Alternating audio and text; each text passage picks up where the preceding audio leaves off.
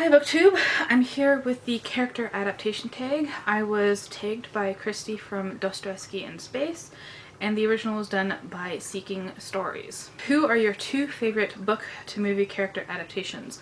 And I had to think about this for a while. I was thinking about like if I don't really watch a lot of movies, so I had to really think about it, but I eventually came up with some. There's Watson from the modern BBC adaptation Sherlock. I like the idea that they kept the storylines, they kept the atmosphere, they kept the characters, but just kind of set in modern times. And I love Sherlock and I love Benedict Cumberbatch, don't get me wrong, but Martin Freeman as Watson was really good. The way that they were able to expand on the character even more so, you know, talking about his PTSD and showing his sincere friendship to Sherlock. That wasn't just, you know, straight devotion. It was, you know, telling Sherlock what he's wrong and what he needs to do to be a better person. I really liked the character of Watson in the Sherlock adaptation. And then another one is actually Jo from The New Little Women. And what I really liked about her is how they merged her character with Louisa May Alcott and kept both Alcott's intended ending and the actual ending in the book too. I thought it was really interesting how they managed to do that.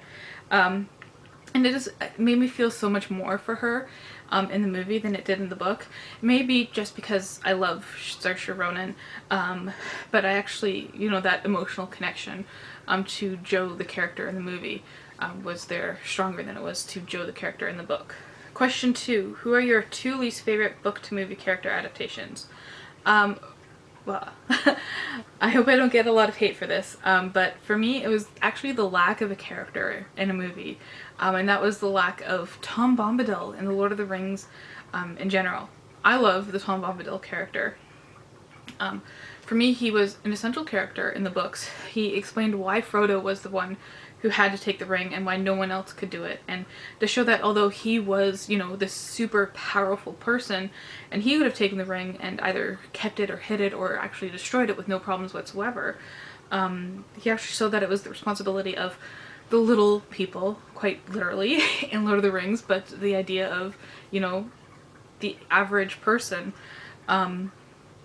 taking responsibility to protect themselves and to not always depend on, you know, powerful or divine intervention.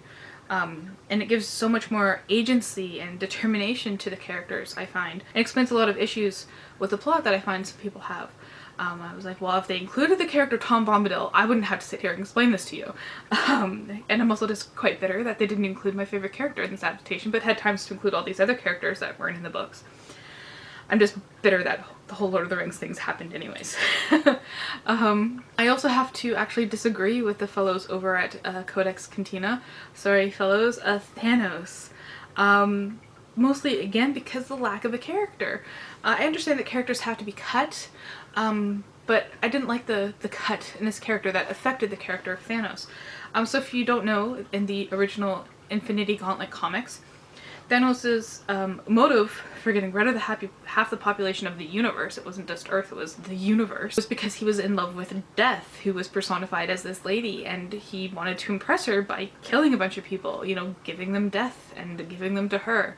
And I thought that was a much more interesting motive. I don't understand this need to constantly give super villains, you know, moral backings. You know, Thanos thought he was doing good, but you know, in the comics he wasn't. He was a bad guy and he was doing bad things. You know, sometimes bad guys are just bad guys. They're out there for selfish motives. They're out there for themselves. And I think that's an important, you know, character type to include. And the last question is to name a movie character who most improves upon the book character. And I'm gonna come up with an interesting one for this and say Moses. In The Prince of Egypt, the movie, his background is so much more fleshed out. You know, in the movie we see him being raised as an actual Prince of Egypt. He's almost an equal to Ramses, who's next in line. He's raised as his brother. He is raised believing he's Egyptian.